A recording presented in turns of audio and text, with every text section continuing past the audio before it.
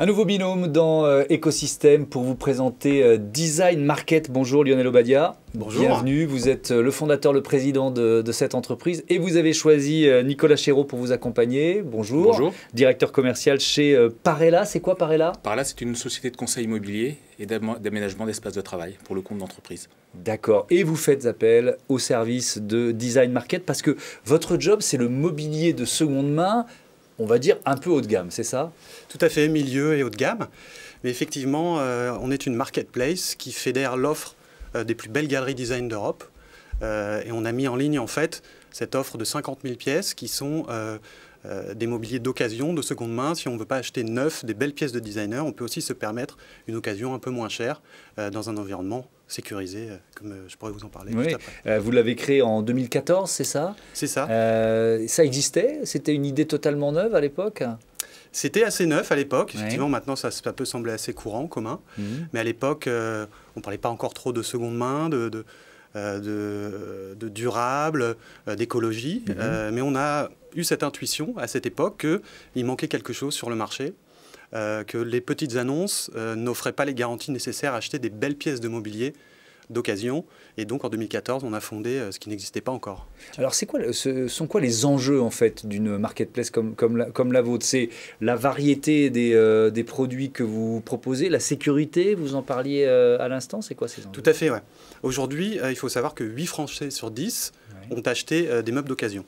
Donc aujourd'hui, c'est une grosse tendance lourde et effectivement, le challenge, c'est d'offrir des meubles de qualité, des garanties à l'achat et des services qui vont avec. C'est-à-dire, nous fournissons par exemple en ligne des choses qui sont assez classiques pour d'autres domaines d'activité, mais dans le mobilier, ça ne se faisait pas. Le paiement sécurisé, du conseil service client, de la livraison monde, France, Europe et monde évidemment. Et aussi des pièces authentifiées. Quand on parle de belles pièces, de beau mobilier, c'est signé souvent d'un designer. Il faut pouvoir valider, authentifier ça. Alors ça, ce sont vos galeries partenaires qui authentifient la pièce. Vous y participez aussi à l'authentification? Comment ça se passe? Alors les galeries n'ont pas tout le savoir de toutes les époques et de tous les designers. Donc on les assiste là-dedans avec des experts professionnels qui travaillent pour nous. Et donc on authentifie leurs pièces avant de les mettre en ligne. Voilà. Nicolas Chéreau, comment vous utilisez Design Market pour quel type de prestations en fait? Eh bien, principalement lors des phases de conception d'espace, puisque nous intervenons principalement pour l'aménagement de sièges sociaux et souvent des directions générales nous demandent de personnaliser certains espaces en termes d'image, en termes de réception client, mais avec des pièces signées qui t'en mettent moins, mais avoir des espaces qui soient personnalisés, ou parfois dans des halls d'accueil, ou parfois dans des espaces de réception. En fait, ça peut être dans le bureau d'un dirigeant aussi. Donc c'est placer une œuvre d'art dans un lieu spécifique d'une entreprise, c'est exactement, ça? Ouais. Exactement. Et alors, c'est quel type de...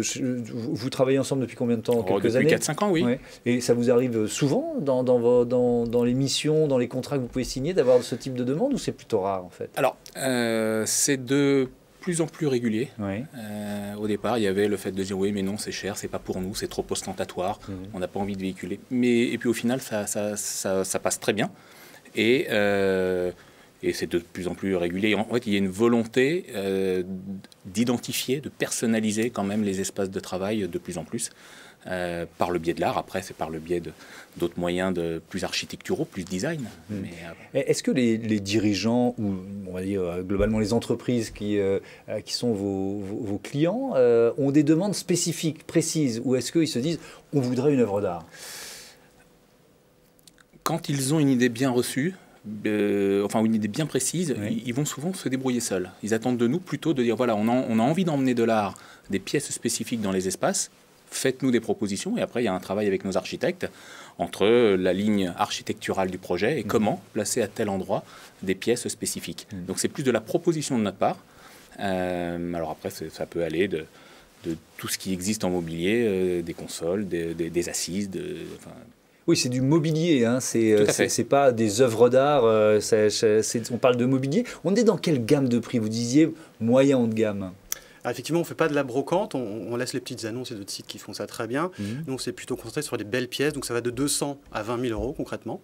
Quand il y a des très belles signatures comme Charlotte Perriand, Le Corbusier, Charles Eames, tous ces grands designers du XXe siècle principalement. Voilà, donc effectivement, on se positionne plutôt milieu, haut de gamme, avec des belles pièces de qualité signées, mais qui sont un peu comme un investissement dans l'art, dans le sens où ça prend de la valeur dans le temps. Une signature, c'est un objet qui ne décode pas et qui peut prendre, au contraire, de la valeur. Dans votre partenariat avec Parella, vous jouez un rôle de conseiller aussi. Il y a une navette, une itération avec les architectes avant de créer finalement ce lieu, cet espace. Bien sûr, c'est un échange qu'on a régulièrement pour connaître les desiderata du client final et pouvoir faire une proposition qui fait sens par rapport à ce besoin. Alors, je ne sais pas si vous pouvez le dire, mais ça s'est monté jusqu'à combien les investissements de vos clients pour du mobilier d'art?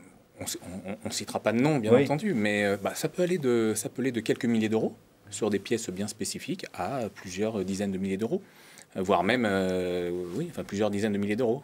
C'est un bel investissement.